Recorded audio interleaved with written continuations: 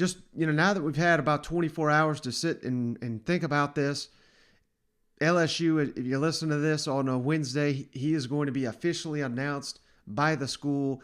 He's officially done with Notre Dame. He's now the LSU coach. And, I thought one of the most interesting statistics that came out after Brian Kelly was named the LSU coach came from Chris Felica of ESPN, the Bear they call him on ESPN College Game Day. Best winning percentage in FBS football since 2017. This according again to Chris Felica. Alabama's number one, 62-5. Ohio State's right behind them, 55-7. Clemson, 60-8. Georgia just behind them with a 56-9. And Notre Dame, 54-9.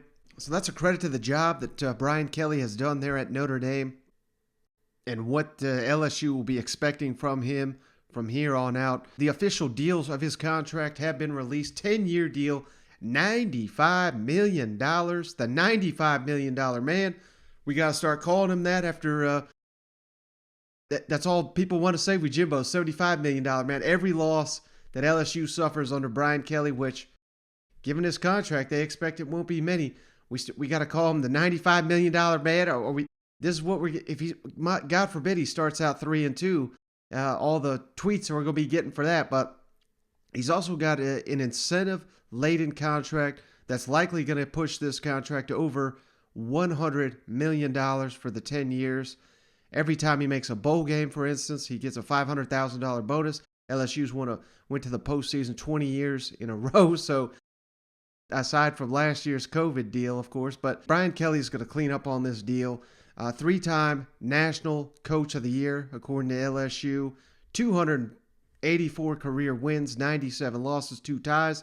And if you consider his record there at Grand Valley State, which I know is a Division II school, but Brian Kelly's actually got more wins in college football than old Nick Saban. So LSU's touting this as the winningest coach in college football. And, hey, they have every right to, if you count those Grand Valley records. 12 years he was at Notre Dame, and he's all-time number one in Notre Dame, 113 victories ahead of Newt Rockne.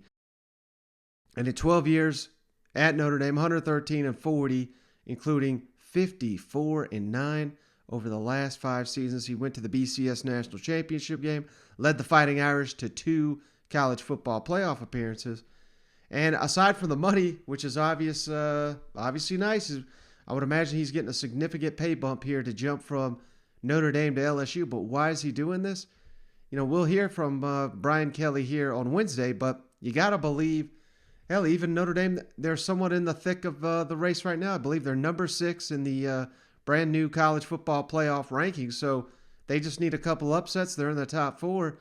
What this says to me, Brian Kelly does not believe that, at Notre Dame, you're capable of winning national championships. This guy's, as LSU touts, the winningest coach in college football. Why is he leaving such a good situation to come down here, getting the meat grinder of the SEC? We got Lincoln Riley running from the challenge. Now we got Brian Kelly diving headfirst in.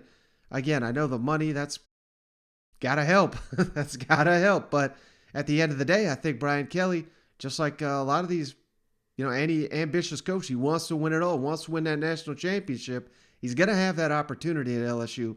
The last 3 coaches, hell, they've all won national championships.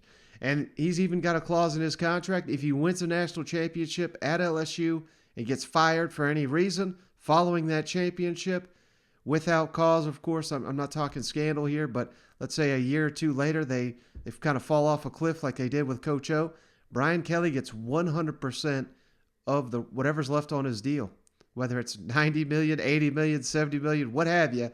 But only at LSU would they write that into the contract. You win a national title, doesn't matter what when we kick you to the curb, you get all your money. So he's getting security. He's getting that check. Everything's nice there in Baton Rouge. We'll get to hear from Brian Kelly here on his decision on Wednesday. And, the only other thing is kind of bugging me a little bit. I mean, I guess shouldn't be surprised by anything you hear these days, but so many people upset with Brian Kelly for how he left. And, I guess he had Didn't meet with his players right away. He had a 7 a.m. meeting, only met with them for 10 minutes. I mean, come on. When's the best time to leave? The guy gave Notre Dame 12 years. Hell of a run there. Great legacy. I don't think this tarnishes his legacy whatsoever. I understand folks saying, well, maybe they would have won a national championship. Give me a damn break. If they face Georgia, Alabama, Ole Miss right now, they get their ass whooped. Throw in Michigan, Ohio State, all those teams. So I ain't buying that. It sucks. There's no good time to leave. But hey, he manned up. He went and met with his teams.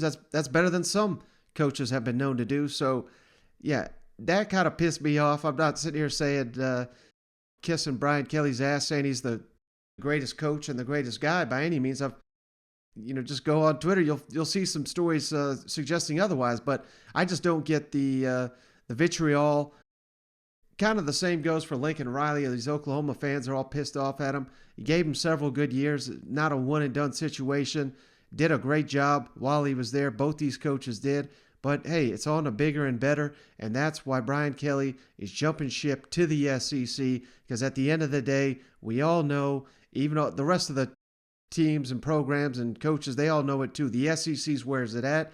And if you ain't in the SEC, you're just at a lower level of football, and you're not getting tested week in, week out. And if you're not going to be in the NFL, the next best thing's the SEC. And, hey, this has proved yet again, Billy Napier, now Brian Kelly, come on down to the SEC. Now, we don't have much official news on Brian Kelly's staff here, but Pete Sampson, I believe he covers Notre Dame for The Athletic, he has issued this. Brian Kelly is trying to bring defensive coordinator Marcus Freeman, who, of course, Coach O tried to bring to LSU last offseason. So, hey, in a roundabout way, Marcus Freeman, highly regarded defensive coordinator, he may find his way to Baton Rouge after all. Now, again, doesn't mean it's going to happen because there's speculation. Marcus Freeman, very popular in South Bend, Indiana. I listened to a podcast of some of the Notre Dame players. Hell, everybody's got podcasts. Even players got podcasts these days. But they all supported the idea of Marcus Freeman becoming the full-time head coach. Now, clearly what the players think is not going to factor into what the AD does up there at Notre Dame. But I've heard it from other places too. So you can't rule out Marcus Freeman being the next head coach of Notre Dame.